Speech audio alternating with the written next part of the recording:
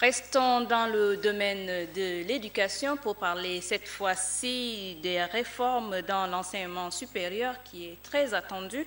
Cette réforme vise à améliorer la gouvernance universitaire et des grandes écoles, mais également des meilleures conditions d'études pour les étudiants.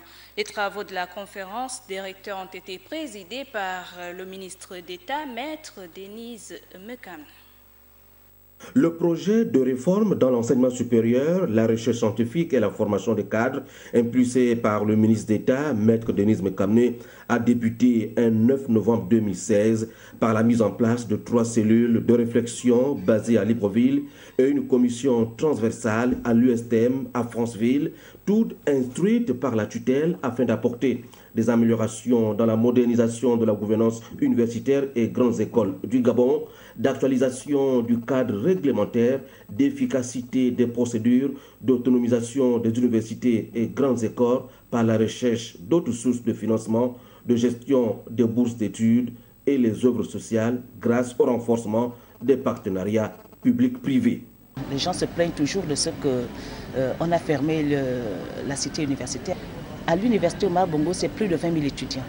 Et nous avons 1200 places. Qu'est-ce qu'il faut faire? Est-ce que l'État a la possibilité d'ajouter des chambres chaque année quand on sait qu'il rentre à l'enseignement supérieur plein de 8 000 bacheliers? Il faut donc envisager, comme le président de la République nous instruit, engager le partenariat public-privé pour permettre aux privés qui ont des moyens de s'investir dans la construction des cités universitaires et de loger.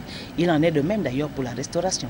La réflexion a été bien menée pendant plus d'un mois par les acteurs de l'enseignement supérieur avant la convocation du conseil présidentiel présidé par lui-même, le chef de l'État, son Excellence Ali Bongo Ondimba. La conférence des recteurs et directeurs généraux des grandes écoles publiques qui viennent s'achever à Libreville est le prolongement des 2 précédents grands moments. Il a servi à tous de s'approprier les réformes annoncées dans l'enseignement supérieur. Les textes qui régissent l'enseignement supérieur au Gabon disent que les droits universitaires sont constitués des frais d'inscription et des frais d'écolage. Mais au Gabon, on n'a jamais fait application de ces textes, se contentant tout simplement des fonds que l'État gabonais donnait.